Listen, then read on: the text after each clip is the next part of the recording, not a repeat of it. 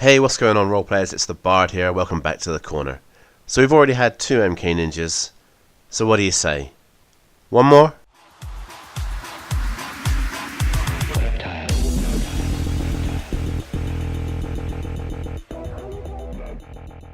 So the challenge that I give myself with these builds is to make characters from only the parts that I really find in the player's handbook. That way everyone can have a chance at playing them. If you've got other splat books and other modules, however, feel free to add to it as you like. After all, it's going to end up being your character anyway.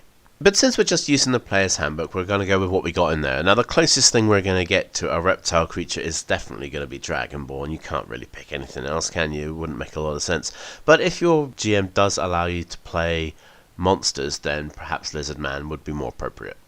So I've been wanting to do a non-human build for a while now, and I've been wanting to leave Warlock off my character sheet as well, because I tend to use it all the time when I make these builds. So today I've decided to go Sorcerer instead. Dragonborns get a bonus to their Charisma, which is always helpful for Sorcerers. Something I've noticed a lot of my viewers doing is when they cite a character build that they've done themselves, they tend to use the Elite Array a lot, or as it used to be known, it was the Elite Array in older editions. Using the ability score array isn't a bad idea actually, because what it does allow you is some quick, easy NPCs.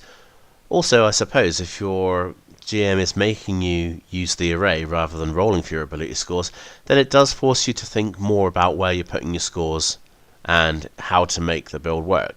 And of course it does cut down on over multi-classing as well. The build starts to show its potential from around level 5 onwards, but it's around about the mid-levels that you have all the tools you need in order to complete the character. You could also do this build with Druid instead of Sorcerer. If you went Circle of the Land and went for Grasslands, you'd get access to Invisibility for your Deceptive variation, and Haste for your Nimble variation. Monks and Druids do benefit from a high Wisdom, so your AC would be very good.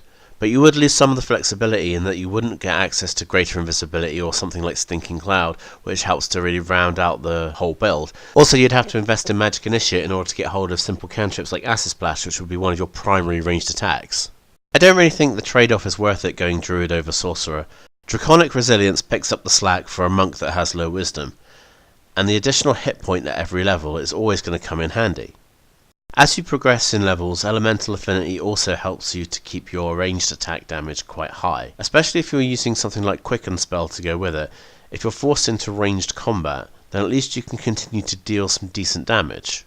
The secondary ability for Elemental Affinity shouldn't really matter because your Draconic ancestry from your race should cover the fact that you'll have resistance to that particular energy type. I can't imagine why a Sorcerer's Draconic bloodline wouldn't match a Dragonborn's Draconic ancestry, but stranger things have happened.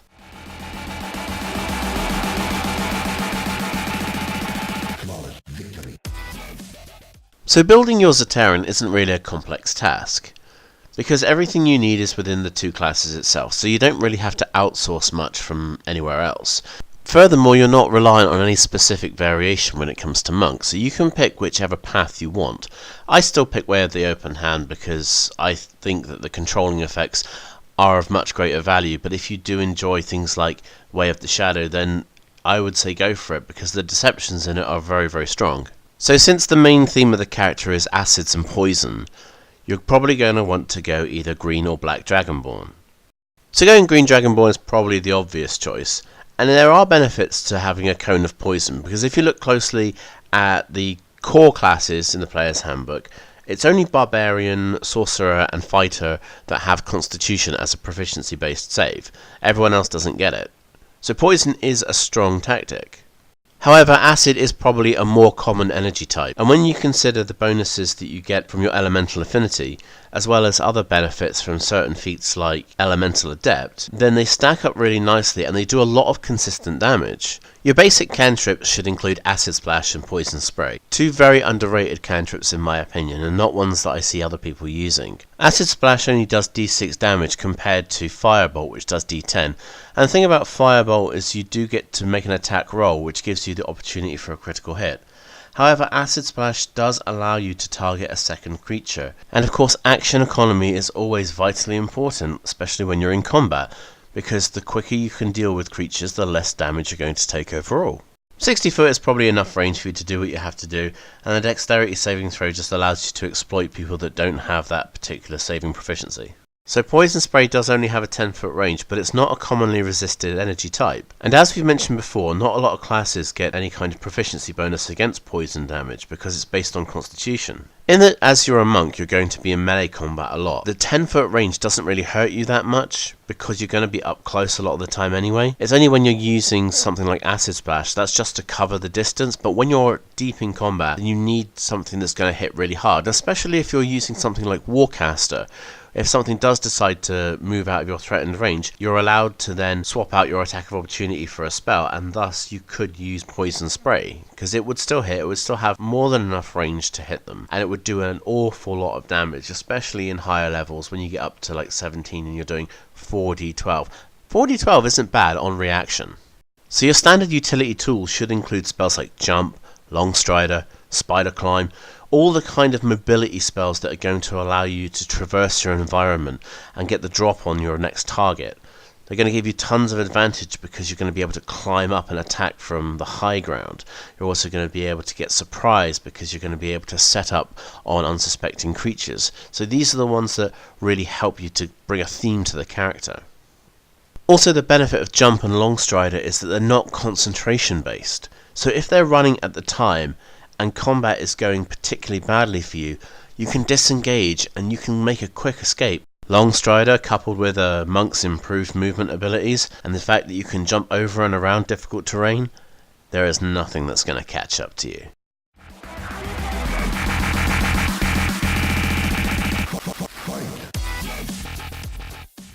Gamers among you will know that the character remains exactly the same across all variations. It's just the one change in each variation which causes you to drastically change the things that you do, and the same is true in this.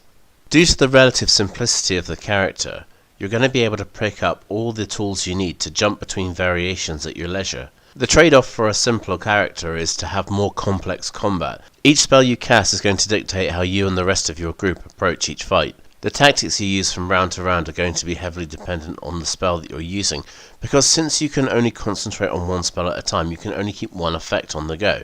So you're basically locked into a variation until you swap your spell for a new one. So our version of Noxious enjoys some very consistent damage as well as some interesting controlling effects. However, if you do decide to pick up Noxious as one of your core strategies, it's going to require a fair amount of investment. You might even want to consider going way of the open hand for your monk abilities, and as far as your sorcerer levels go, you might want to consider going with Empower Spell. Stinking Cloud will rob an enemy of its action, so the first thing it's going to want to do is to use its movement to get out of that cloud as soon as it possibly can. What you want to do is try and push the character back into the cloud as often as possible to keep wasting actions over and over again. This works far better against creatures of small size or characters like Spellslingers, because it's going to be mostly strength which is going to be contested. If you're using actions like shove, or if you're using way of the open hand in order to get the pushback effect, then it's going to be a strength saving throw of some description or a strength ability check. Warcaster is a vitally important feat for any melee and magic combination. Advantage on constitution saving throws to maintain your concentration when you take damage is really important. However, getting to cast a spell instead of having to take an attack of opportunity can often be such a good move for this particular variation, especially if you're going with Twin Spell and Empowered Spell. These two meta magic abilities really help you to improve the damage that you're outputting, as well as being able to spread the damage around a lot. But you can go really crazy and start adding the whole lot together. If you're entitled to an attack of opportunity and you've got sorcery points to burn, why not try out this combination? Elemental Adept shines with spells that have lots and lots of small dice, so things like Melf's Acid Arrow is a really good choice. Don't be afraid to bump it up a couple of levels if you've got spell slots to spare. Cast it on reaction using your Warcaster ability. Elemental Adept will make any roll of a 1 count as a 2. Then use your Empowered Spell to re-roll all of your natural 2s. By re-rolling your 2s, you have a chance to roll either 3 or 4, but if you do end up rolling a 1, Elemental Adept will just cause it to count as a 2. Next, sink your sorcery points into Twin Spell. Twin Spell states that you're actually targeting a second creature with the same spell, so by that logic you use the same damage, and so by that metric you're going to use your Empowered Spell and all of your Elemental Adept bonuses to get really consistent damage against 2 targets at the same time. So if Noxious is more geared towards spells, then our Deceptive variation is going to be more geared towards melee. Invisible gives you advantage on all your attack rolls, and disadvantage against any attack roll made against you. Advantage for yourself and disadvantage for anyone else is just amazing for any kind of fighter type who's going to be up close and personal in melee combat. And you don't even need any feats to make this work, but it might be worth investing in subtle spell for your sorcerer meta magic. You'd be able to cast your spell without anyone noticing, and then you could go in for the surprise on whatever target you want to attack. Fighting in the deceptive also offers you improved damage, because with all that advantage you have the multiple chances to roll a natural 20 and thus get a critical hit as well as the fact that you're not going to be missing as often because you're having advantage all the time. So Nimble is somewhere in the middle when it comes to melee and spellcasting, at least in this build anyway. Quicken is a great meta magic feat to get control over the battle nice and early and give you plenty of action economy. A quick and controlling effect like slow can tip the battle in your favour quite early. This frees up your main action to use one of your cantrips or something to get some damage on the board straight away. However, the real star of the show here is Haste, because it synergizes so well when it comes to Sorcerer and Monk combined. So what Haste will do is it will give you additional actions, but one of the most important things about it is it gives you an additional attack action. Now, if you are going just pure attack, then you can get 5 attacks out of that. 1 plus your extra attack, and you get an additional 2 by spending a key point, as well as an additional action from Haste. So you can get 1 attack out of that. But what really synergizes nicely is you can use a spell and then you still have a free attack action.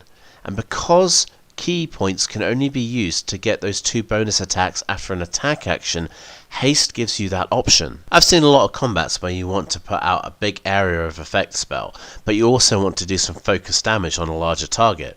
When you're running Nimble, you have the flexibility to do that.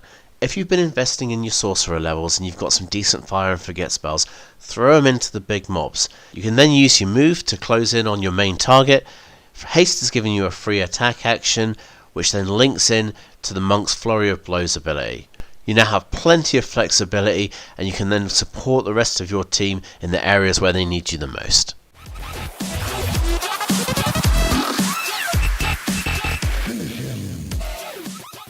You gotta love these builds. They're great ways to showcase things that don't usually get enough attention, or certain spells and abilities that you would normally use but just in different ways. Anyway, if you like what's going on in this channel, why not consider leaving a like or even subscribing to the channel as well. And if you've got something to say on the subject or you've got ideas of your own, that's what the comment section is for. Be sure to do those things for your favourite content creators because it helps to promote their videos around YouTube, keeps people informed and gives them some entertainment as well. And with that being said, I will see you guys next time at the gaming table.